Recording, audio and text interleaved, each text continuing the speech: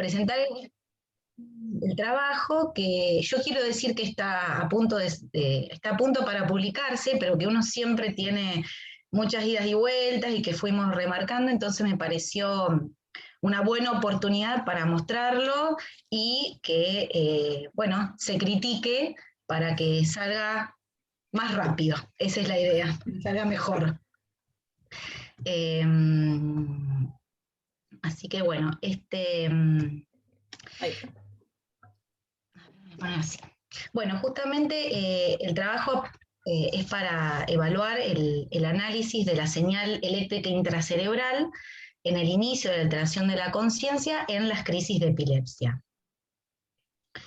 Un minuto. Bueno, solo para remarcar, digamos, la alteración de la conciencia es una característica muy frecuente en las crisis de epilepsia, que se presenta en la gran mayoría de ellas, ya sean las crisis focales como las crisis generalizadas, y que es una de las limitaciones más importantes que tiene el paciente durante la crisis. Poder, bueno, obtener mayores características electrofisiológicas de lo que sucede en el cerebro en ese momento nos permitiría intervenir o predecir de una manera clínica particular, digamos, esta clínica, y por lo tanto intentar entender mejor cómo sucede e intervenir, digamos, en el paciente para evitarlo. Lo que tenemos hasta ahora, digamos, en cuanto a la alteración de la conciencia y en epilepsia, son varios trabajos en el análisis de la señal intracerebral, que es la señal que vamos a utilizar, pero en donde se focalizan un poco más en la sincronización justamente de diferentes áreas entre sí y, digamos, caracterizando esta sincronización con la alteración de la conciencia. Hoy en día se describen, digamos, que en las crisis temporales hay un mayor aumento de sincronización entre áreas extratemporales, principalmente en el tálamo, en la corteza cingulada, en la corteza parietal, que sucede en la mitad de las crisis, a partir de los 15 segundos, que es donde se analizó, y hacia el final, y que esta mayor sincronización en estas áreas son las que se relacionan con mayor alteración de la conciencia. Yo creo que estos trabajos, por supuesto, son interesantes, por ahí las limitaciones que tienen es que, bueno, no tenían registros frontales, que es un área que sería interesante evaluar. No separan en estos trabajos las crisis de origen temporal, si son mediales o laterales, y tampoco, digamos, caracterizan clínicamente en el momento que empieza la alteración de la conciencia.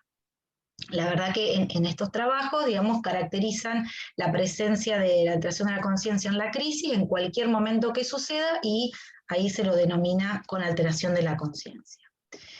Creo que eso es más para relacionar temporalmente la alteración eléctrica con la clínica. Un trabajo similar, pero focalizado en las crisis frontales, vieron que hay mayor sincronización entre las áreas prefrontales, no premotoras, y las áreas parietales. Y eso se relaciona con la alteración de la conciencia. Creo que la limitación quizás del trabajo, que por supuesto evalúa sincronización, que es otra cosa, digamos, pero compara entre el periodo basal y el periodo de toda la crisis, sin caracterizar tampoco ni la duración o el momento que sucede la alteración de la conciencia. También hay trabajos funcionales en donde evalúan, digamos, la actividad, digamos, cerebral, y relacionan una desactivación de estructuras talámicas, frontales y parietales como menor actividad de estas áreas, con la aparición de ondas lentas frontoparietales, con la alteración de la conciencia. Y esto lo relacionan principalmente con una teoría de alteración de la conciencia en las crisis de epilepsia, que es la del Global Workspace. Justamente en los trabajos que tenían electrodos intracerebrales y el SPECT ictal, evaluaron que sugieren justamente que hay un compromiso de la actividad epiléptica que compromete el tálamo, y a partir de esto una desactivación, digamos, de las estructuras más corticales, determinando ahí la alteración de la conciencia. En cuanto a las teorías, quería solo hacer mención que se proponen varias, creo que dos de las más interesantes. Una se denomina de Global Workspace, en donde propone que la actividad, digamos, o sea, que el cerebro funciona con módulos neuronales con actividad sincronizada, que están distribuidos ampliamente en el cerebro, y que cuando digamos, esta sincronización en particular que se establece entre el tálamo y la corteza, determina que estas redes, digamos, que están más sincronizadas, hagan consciente la información que presentan. En parte, digamos, planteando, digamos, a partir de esta teoría es que buscaban o evaluaron tanto esta sincronización entre diferentes áreas cerebrales. Otra teoría, que es de la hipótesis de la red inhibitoria, la verdad que es muy interesante y se establece más que nada en las crisis temporales, que es las que se describe, en donde, digamos, normalmente la conciencia se mantendría por el sistema reticular ascendente y todo el tálamo y todas las conexiones hacia la corteza, y que en las crisis temporales, principalmente mediales, determinarían que se propague la actividad hacia el tálamo, y esto desactivaría, es como que dejaría que el tálamo mantenga esa activación tanto cortical como descendente, y se generaría la alteración de la conciencia en las crisis de epilepsia focales. Bien, sin embargo, la verdad que no hay reportes de la actividad eléctrica intracerebral, digamos, en las crisis temporales y frontales relacionadas con la alteración de la conciencia. Esto me refiero a la actividad, o sea, a la señal que uno evalúa visualmente en la estereoelectroencefalografía. Creo que estas características podrían tener mayor información o darnos más información del comportamiento de esta red neuronal para, bueno, permitir la intervención. Y por eso es que desarrollamos el trabajo. Bueno, por supuesto que uno de los parámetros que siempre necesitamos tener es definir, digamos, nuestros elementos, nuestros objetivos, nuestros elementos de medición, los elementos que tenemos, y digamos, siempre es importante tener en cuenta que la definición de definir conciencia y su alteración tiene su complejidad, y que uno, bueno, para poder investigar y poder estudiarlo debe elegir una de ellas que sea, digamos, lógica, coherente, pero que por supuesto va a tener algunas consideraciones en sí. De todas las definiciones que uno puede obtener de conciencia, la que por ahí más se utiliza en la parte neurofisiológica y clínica, es la capacidad que tiene el paciente, la persona, de conocer nuestra existencia y la de objetos y eventos, tanto fuera como dentro del organismo, es decir, eventos que son fuera del cuerpo o pensamientos u otras elaboraciones cognitivas. Entonces, algunos plantean que la conciencia tendría varios componentes, o sea, algunos llaman una conciencia del mundo externo, del mundo exterior, uno del mundo interior, y también la memoria o el recuerdo de los eventos, que también son parte, digamos, de la conciencia. En función, digamos, de esto, es que se plantean diferentes escalas o métodos para poder evaluar la alteración de la conciencia, y dentro de los que más se utiliza o más ampliamente se reportan son, bueno, la escala de la conciencia ictal, que es quizá la más, yo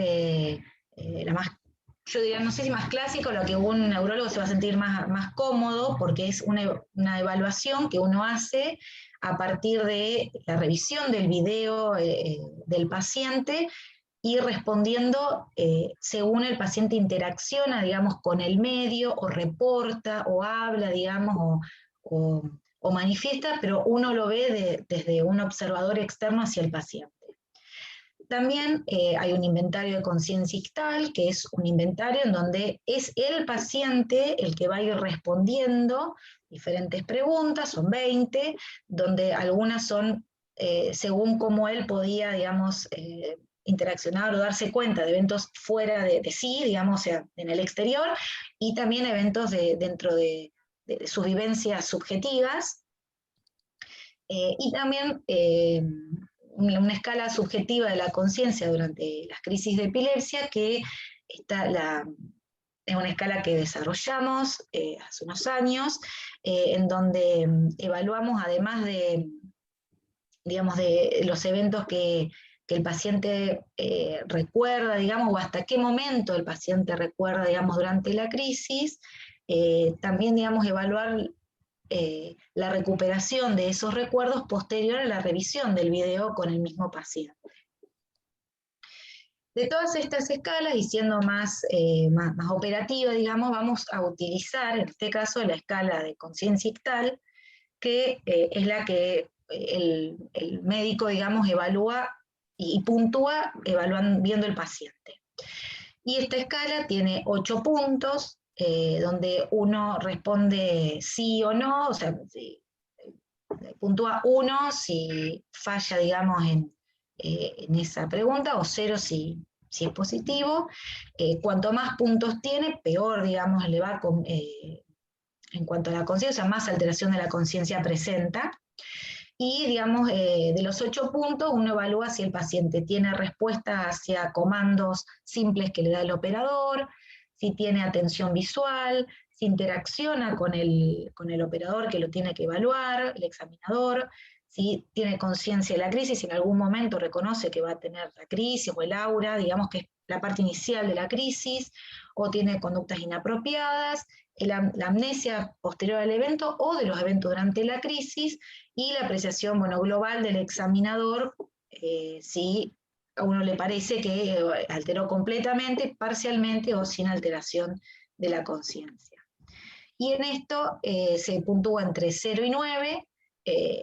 entre 0 y 1 no tiene alteración de la conciencia, entre 6 y 9 tiene alteración profunda de la conciencia, y en un punto intermedio. Entonces, en nuestros pacientes, no lo puse, pero son todos pacientes con epilepsia refractaria, epilepsia focal, que por supuesto no responden, digamos, a al menos 2 tratamientos adecuados de medicación en dosis óptimas, y que, siendo, digamos, una epilepsia focal, la cirugía puede ser una opción terapéutica. Estos pacientes, digamos, clínicamente, clínicamente se decide hacer la exploración para poder verificar, digamos, exactamente la zona epileptógena para luego proceder a la cirugía, y son de estos registros de los que nosotros evaluamos las crisis. Y del momento, o sea, eléctricamente, que es lo que yo voy a analizar, evaluamos 2 momentos. Uno, en el inicio de la actividad epileptiforme, es decir, cuando empieza la crisis, que es el primer cambio eléctrico que se evidencia sobre el registro de base que tiene el paciente, y en el momento en que se inicia clínicamente la alteración de la conciencia, es decir, que uno, si el paciente, por ejemplo, digamos, estaba uno evaluando lo que ha sucedido, digamos, dice, bueno, ahí tengo una sensación, empezó, no sé, tengo una sensación epigástrica, supongamos, pero el paciente sigue conectado, me sigue respondiendo, aún cuando empezaba la crisis, digamos, eso es el inicio, y cuando empieza la alteración de la conciencia, que deja de responder, o deja de mirar, o deja de interaccionar, es que nosotros hacemos la segunda, digamos, como evaluación del registro eléctrico. En las crisis que no tuvieron alteración de la conciencia, evaluamos todo el registro eléctrico y, digamos, como que nos focalizamos en la última parte del registro, porque eso nos da una idea de cuánto se propagó la actividad eléctrica sin alterar, digamos, la conciencia. Y, digamos, en el análisis de la señal, digamos, nos focalizamos en estas características, en la localización, en donde se ubica, digamos, anatómicamente la descarga epileptiforme, que eso es algo que es muy bueno, digamos, en la estereoelectroencefalografía, porque, bueno, uno va a tener estos electrodos intracerebrales, y si bien, por ejemplo, este puede decir que está, digamos, en el cíngulo anterior, uno puede saber exactamente que el primer contacto está en el cíngulo, que el contacto 2 y 3 está en la sustancia blanca, que el 7 y 8 están en la corteza frontal lateral. O sea, donde nosotros tenemos los electrodos, tenemos una buena definición anatómica. Bueno, también, bueno, evaluamos la lateralidad, la cantidad de contactos con actividad epileptiforme, que este es algo que digamos, contabilizamos la cantidad de contactos que tienen actividad epileptiforme en estos dos momentos, para dar una idea de, o para, digamos, utilizar una manera directa que tenemos de saber cuánto, digamos, está comprometida esa zona. Pero no es que podemos extrapolar a la superficie cortical que está con actividad. Pero bueno, es una idea que evaluamos. También el patrón eléctrico y la duración de las crisis. Me paré un poco ahí con la cantidad de electrodos porque es algo que me replanteo si me genera utilidad. Bueno, en cuanto a los patrones eléctricos, nosotros hay varios reportes, utilizamos a partir de otros reportes previos de patrones intracerebrales y, bueno, tenemos un patrón de una actividad rápida, de ondas de espiga, digamos, baja frecuencia, actividad más lenta, digamos, de mediano voltaje, menos de 13 Hz, y actividad más lenta, aunque de mediano voltaje. Muy bien. En nuestros casos, incluimos 12 pacientes con 58 crisis. La idea, todos los pacientes tienen más de 2 crisis incluidas, digamos, en la evaluación. Bueno, la edad promedio es 28 años, a los 13 años fue la edad de inicio de la epilepsia. En ambos grupos, digamos, fueron más... bueno, en ambos grupos, digamos, la duración de la epilepsia es de 16 años aproximadamente. No aclaré que justamente dividimos esto en dos grupos, en los temporales y las de origen frontal. Y bueno, en promedio, digamos, el 24% fueron sin alteración de la conciencia, 32 fueron moderadas y 43 fueron con alteración profunda de la conciencia. Digamos, caracterizándola por los grupos, en el grupo frontal, la mitad más o menos tuvo alteración profunda de la conciencia, y el 15% fue sin alteración,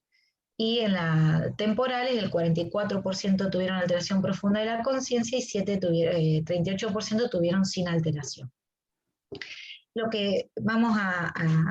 comparar inicialmente, o en este trabajo, son las crisis sin alteración de la conciencia versus las que tienen alteración profunda de la conciencia,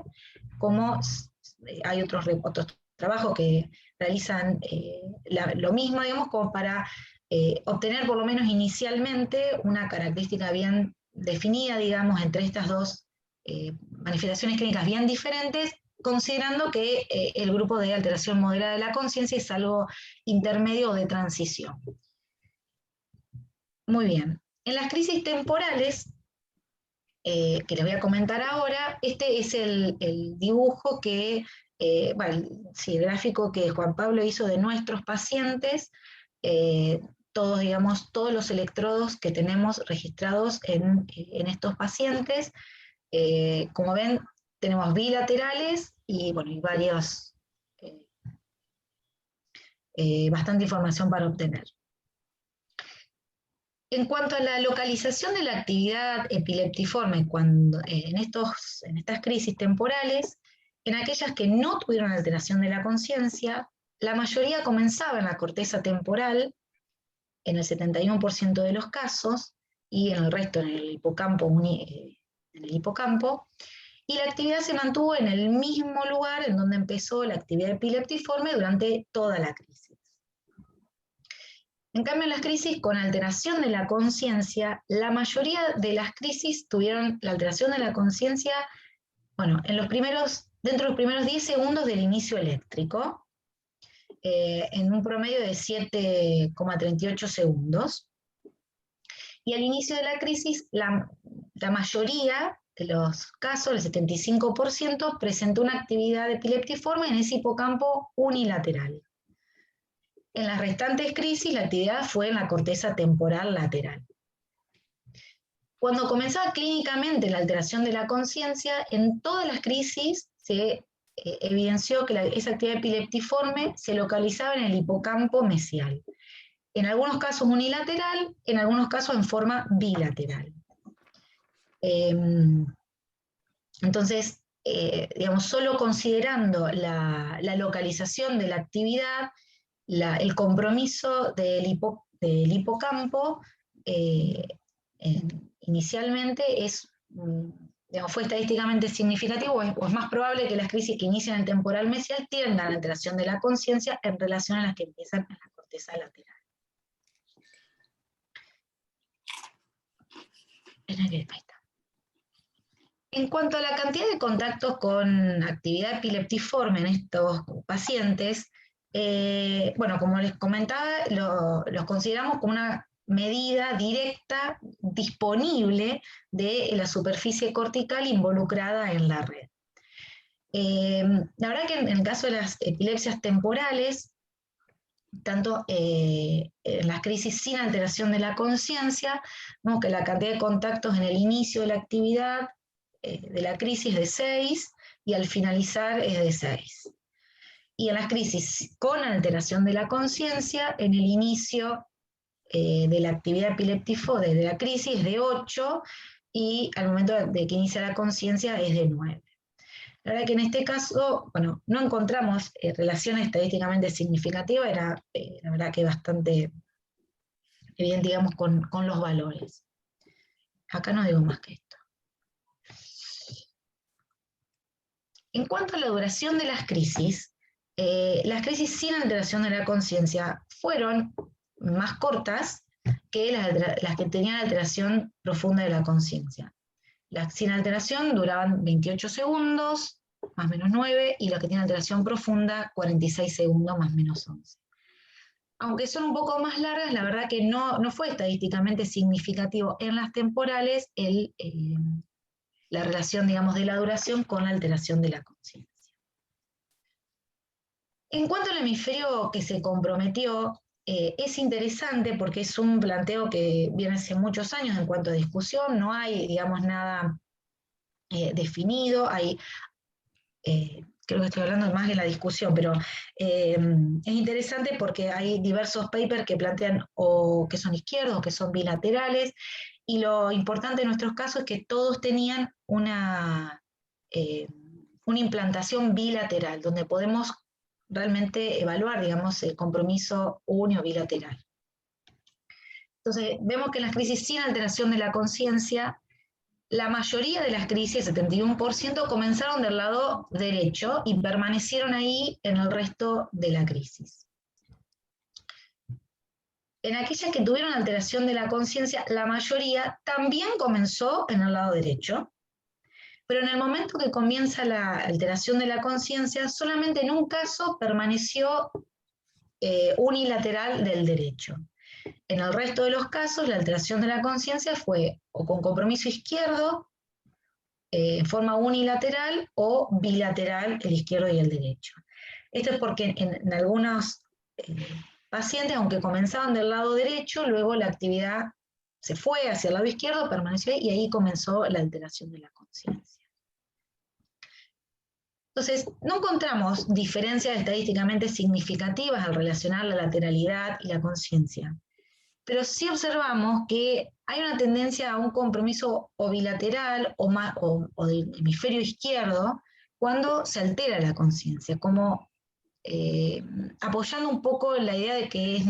por lo menos necesario comprometer el izquierdo en forma uni o bilateral para alterar la conciencia. Probablemente necesitemos aumentar la N para caracterizar mejor esta diferencia. En cuanto a los patrones eléctricos, es algo que es importante considerar cuando uno hace un análisis visual de la señal, pero es cierto que el patrón eléctrico tiene diversas variables que influyen en su caracterización, por lo cual, digamos, limita relacionarlo directamente con una semiología. Aún así, bueno, evaluamos en estos casos y vemos que las crisis que no tienen alteración de la conciencia presentaban un patrón eléctrico al inicio de la crisis, más frecuentemente con una actividad de mediano voltaje de 2 a 4 Hz, y el resto de los patrones tenían una distribución bastante similar. Y lo cierto es que en las crisis sin alteración de la conciencia se mantuvo el mismo patrón, en la misma localización, digamos, durante toda la crisis, sin modificarse. En las crisis que alteran la conciencia, en las que afectaron, digamos, la conciencia en los primeros 10 segundos, que son la enorme mayoría, el patrón más común siguió siendo el patrón 4, que es esta actividad de mediano voltaje de 2 a 4 Hz, y los otros patrones, que fueron el patrón 3 y el patrón 2, fueron bueno, presentes en algunos casos. En el momento que se alteró la conciencia, los patrones más frecuentes fueron el patrón 1, que es la actividad rápida de baja frecuencia, y el patrón 3, que es de actividad menos 13 Hz de mediano voltaje. En las crisis que empezaron luego de los que alteraron la conciencia, luego de los 10 segundos de inicio eléctrico, el patrón eléctrico fue igualmente el patrón 3, que es de mediano voltaje, menos de 13 Hz, y tanto en el inicio como cuando empezó la alteración de la conciencia. Lo cierto es que no vimos una relación, digamos, entre el patrón de inicio o del momento de alterar la conciencia y la alteración y esta manifestación clínica. Probablemente, o sea, el patrón 4 fue el más frecuente en las crisis temporales. Entonces, por así, para un reconto, digamos, de estas características evaluadas así separadamente, podemos decir que en las crisis de origen temporal, la alteración de la conciencia se presentó relacionada con, o sea, las crisis temporales que alteran la conciencia tuvieron este compromiso dentro de los 10 segundos del inicio eléctrico, o sea, bastante rápido, una localización principalmente en el hipocampo, una tendencia a mayor compromiso del lado izquierdo o bilateral, pero donde el izquierdo debería estar, digamos, comprometido, y no encontramos, digamos, diferencia o relación entre la duración de las crisis, la cantidad de electrodos o el patrón eléctrico. En esto, la verdad que lo que por ahí me sorprende o yo esperaría es que las crisis más largas tengan más alteración de la conciencia, pero lo cierto es que eso no se evidenció en los resultados. En cuanto a las crisis frontales, este también es el dibujo de nuestros pacientes que se unieron, digamos, en un cerebro normalizado, donde vemos los electrodos que representaron. Esto es gracias a Juan Pablo Princich, que estamos tratando también de mejorarlo. Y en cuanto al análisis de la señal en estas crisis, en cuanto a la localización, las crisis que no tuvieron alteración de la conciencia comenzaban principalmente en las áreas premotoras, motoras o insulares, en el 89% de los casos, y solo un caso fue en el área prefrontal. Esta actividad epileptiforme permaneció en la región premotora en el 44% de los casos y en la mitad se propagó, digamos, hacia áreas prefrontales.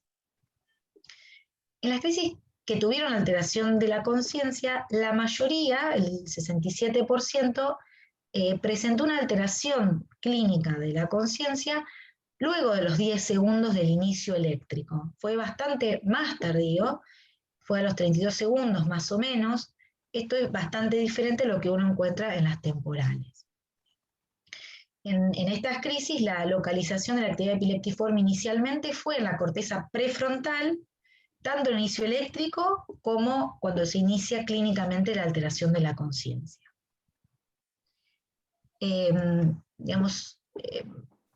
Subanalizando o evaluando mejor aquellas crisis que empezaron los 10 primeros segundos del inicio eléctrico,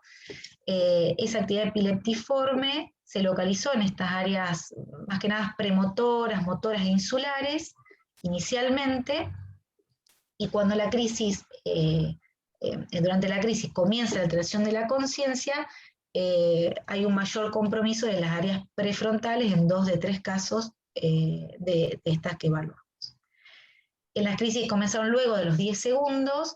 la alteración de la conciencia, la localización inicial de la actividad epileptiforme fue predominantemente prefrontal, en el 90% de los casos, solo en uno fue en la corteza premotora o premotora, y en el momento que empezó clínicamente tenía la misma distribución, es decir, estas empezaban en la corteza prefrontal y se mantenían de esa forma, en ese lugar. Entonces, en este grupo de crisis, el compromiso de la corteza prefrontal fue significativamente mayor en las crisis que tiene alteración de la conciencia, tanto al evaluar el inicio eléctrico como al evaluar el momento en que empieza clínicamente la alteración de la conciencia, y esto se fue, digamos, más marcado cuando comparamos entre las crisis que no tuvieron alteración de la conciencia y aquellas que empezaron luego de los 10 segundos del inicio eléctrico. Es muy interesante destacar que en estos pacientes, en todos, teníamos registro hipocampal, homolateral, y en ningunos vimos propagación de la actividad epileptiforme hacia el hipocampo cuando se alteró la conciencia. Bien. En cuanto a la cantidad de contactos con actividad epileptiforme, lo cierto es que, vemos que en las crisis que no alteran la conciencia, inicialmente tenían 4.8 contactos y cuando al final de la crisis tenían casi 6, y cuando alteran la conciencia empezaban con 3.8 contactos y luego aumentaban a 7,27 contactos. La verdad no encontramos diferencias estadísticamente significativas, aunque vemos por ahí que hay un poco más en las crisis con la alteración de la conciencia. Para confesar, en una evaluación previa que habíamos hecho con menos pacientes, sí nos había dado esta diferencia estadísticamente significativa, era más marcada, digamos, donde las crisis con alteración de la conciencia sí aumentaban más la cantidad de contactos cuando empezaba clínicamente, pero bueno, cuando aumentamos la cantidad de pacientes, eso se diluyó. Nada. Bueno, si bien observamos que hay un aumento en la cantidad de contactos, no hubo relación estadísticamente significativa en estos. En cuanto a la duración de las crisis, esta crisis tiene una duración promedio de 26 segundos. Las crisis sin alteración de la conciencia tienen una duración de 26 segundos, son relativamente cortas. Y en las crisis que tienen alteración de la conciencia tienen una duración de 94 segundos, la verdad que bastante larga, 1 minuto y medio. Por supuesto que aquellas que alteran la conciencia después, en aquellas que tienen alteración de la conciencia, los primeros 10 segundos duran en promedio 57, y las que alteran la conciencia un poco más tarde tienen una duración mayor. Acá sí encontramos una diferencia estadísticamente significativa en donde las crisis con alteración de la conciencia son más prolongadas que aquellas sin alteración,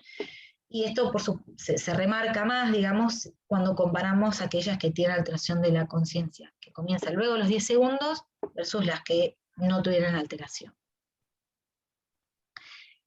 Acá quiero hacer una salvedad en cuanto a la lateralidad, que es un parámetro siempre interesante en evaluar en conciencia, en donde digamos, metodológicamente, en los frontales solo tenemos pacientes que tienen implantación unilateral, porque clínicamente necesitaban solo un hemisferio. Por lo cual es bastante, digamos, limitado el análisis que uno puede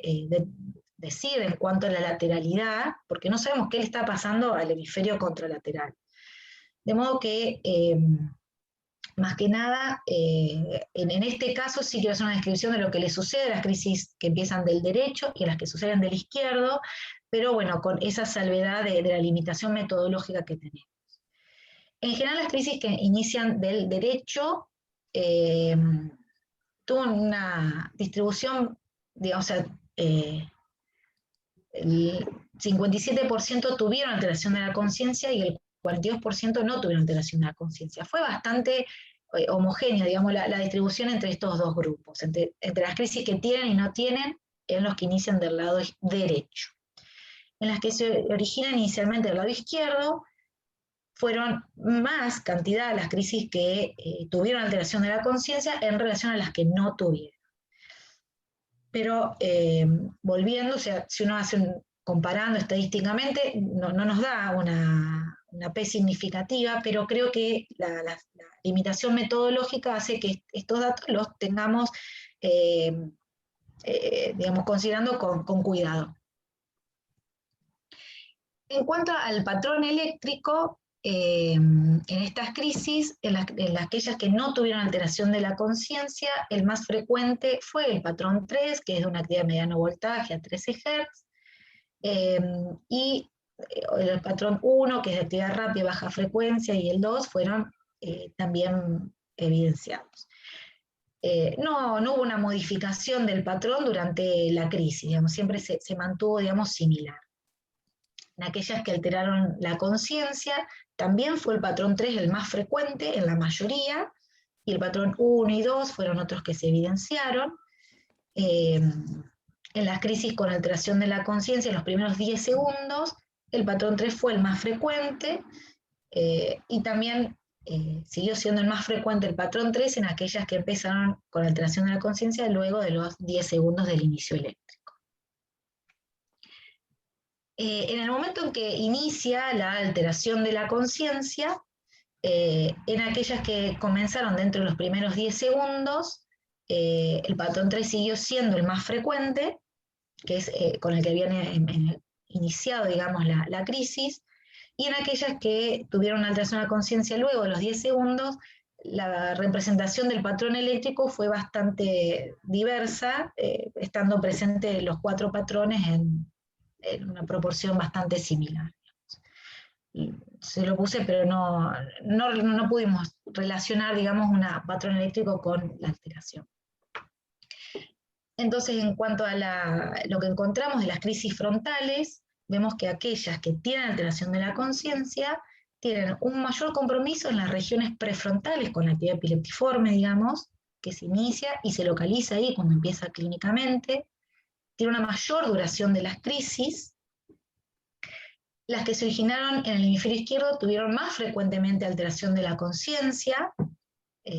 con, como repito, la limitación metodológica, digamos, que tenemos en cuanto al análisis de lateralidad en las frontales, y no tuvimos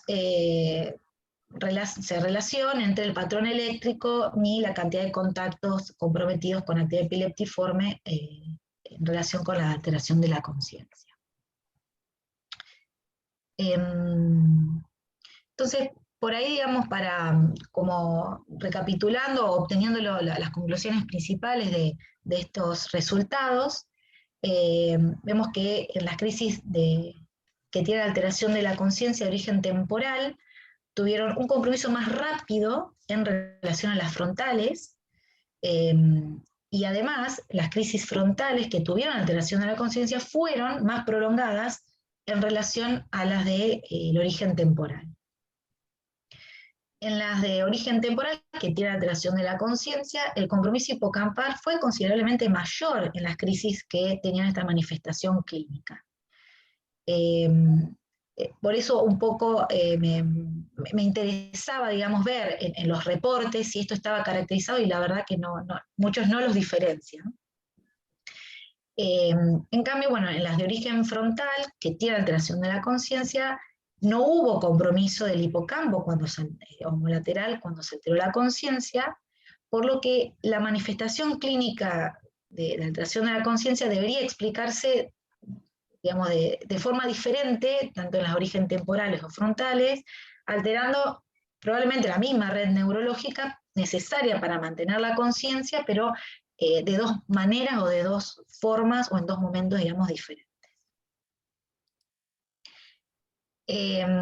Bueno, si bien la cuantificación de la cantidad de electrodos con la actividad epiléptiforme es una manera disponible, directa, de medir la corteza cerebral comprometida, no resulta una variable útil para diferenciar las crisis con y sin alteración. Esto por ahí me hace más pensar en que quizás la alteración de la conciencia se relaciona más a una afectación quizá más estratégica en cuanto al lugar en donde se